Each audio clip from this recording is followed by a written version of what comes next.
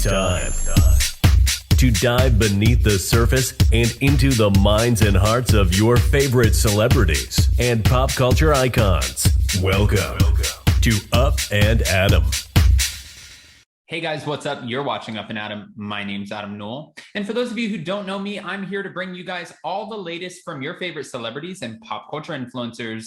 And today we're back to talk about Erika Girardi again. There's some more attorneys who are weighing in on whether or not she could potentially face criminal charges, and they're talking about her legal woes. They're also chiming in on whether or not she should even be on the Real Housewives of Beverly Hills with all of this going on. So we're going to jump right into that. But before we do, don't forget to smash that like button, subscribe to my channel, and hit that notification bell because, well, you don't want to miss anything we have coming up. And with that, let's jump right in. Okay, guys, so again, there are two attorneys who are weighing in on all of Erika's legal drama, and there is one specifically who's saying she should not be so willing to discuss exactly what's going on with her on the Real Housewives of Beverly Hills. It was said that, Erika Girardi, while she shouldn't be so eager to discuss all of this that's happening because, the attorneys, the court, everyone is watching every single thing that she does. They're subpoenaing footage. They're seeing, what she's talking about. They're seeing what's in her closet, everything. But one is saying,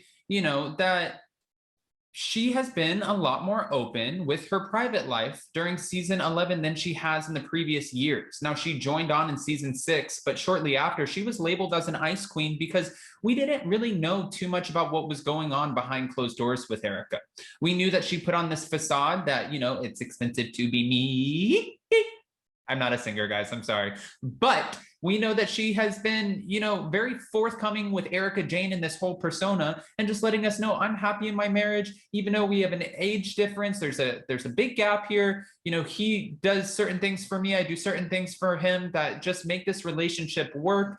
And so she's always maintained that she was in a healthy, loving relationship. Now, obviously, we know if you're watching season 11 that is not necessarily the case, and she's being a lot more forthcoming about what was really happening behind the scenes. But hold on, there's more.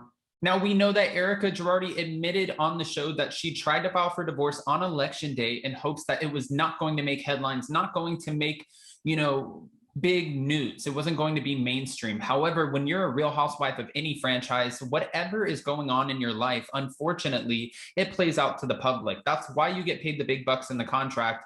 And honestly, for Erika, that's exactly what's happening. Now, after Erika filed for divorce from Tom Girardi, it came out that he was being sued. And then we started to hear about the victims of the plane crash. And then it seemed like one after another, the lawsuits just started to pour in. After that, they were being accused of a sham divorce, which Erika Girardi still maintains that's not the case. She just made it clear on the show, I wasn't happy in my marriage. So, he started to check out. He wasn't listening to me. He would completely dismiss me. If I tried to say anything, it was like, no, know your place. I pay for this. I helped you and your son.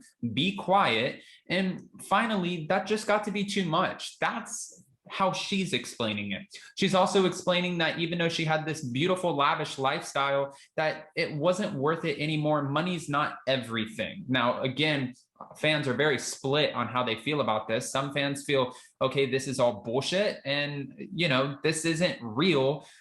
Why are you telling us X, Y, and Z when we feel like that's not the case? And other fans are quick to protect Erika and say, you guys, she couldn't have known. Erika Girardi was not, within the law firm. Tom Girardi, she made it clear he didn't tell her everything. So everybody just needs to back off of Erika because there's no way that she had any knowledge. So we have both sides weighing in. And really, again, like I said, it's split.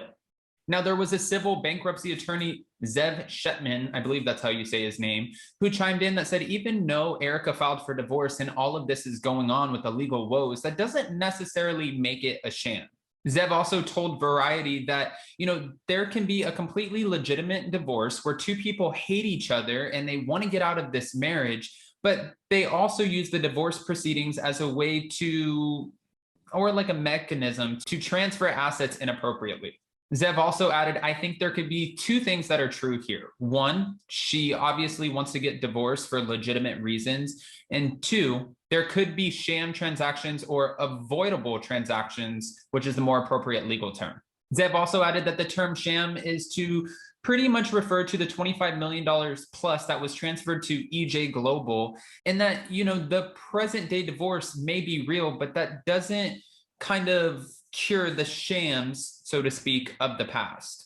Now, a federal prosecutor, Michael Friedman, also chimed in on this. And, Erika has received a lot of backlash for not really speaking up on behalf of the victims. But from what the prosecutor is saying, it actually might be unwise for her to do so.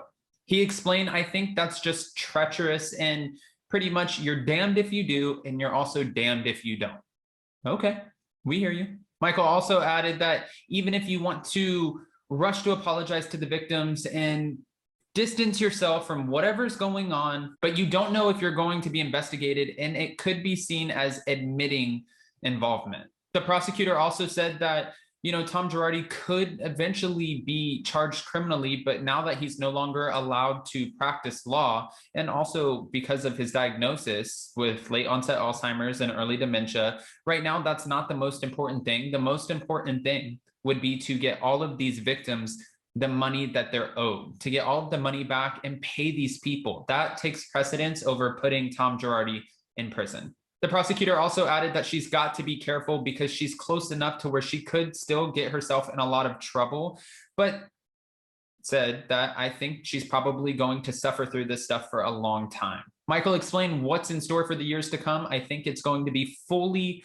miserable, and then also said that I think there's going to be endless subpoenas, endless legal bills. It's just going to keep on coming, and that could be financially and emotionally both just draining. The prosecutor thinks that she should lay low, and there's plenty of reasons to lay low, but in the nature of the business that she's in, by being a public figure and being on the Real Housewives, you've got to proceed very, very carefully, but being on the show is actually just the opposite of that. Now, guys, I want to know what you think about all of this. What are your opinions? I know that you have them. So if you haven't already, comment below. What do you think about the two attorneys weighing in and what they've said? It's a little bit different than what we hear from Ron Richards. It's interesting. It's interesting to get a different perspective. So comment your opinions below. And before you go, don't forget to smash that like button, subscribe to my channel, and hit that notification bell because, well, you don't want to miss anything we have coming up.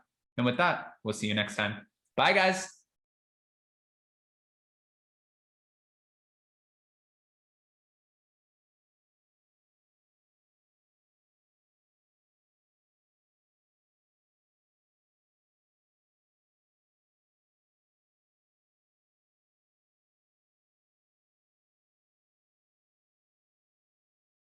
Check us out every Monday and Wednesday.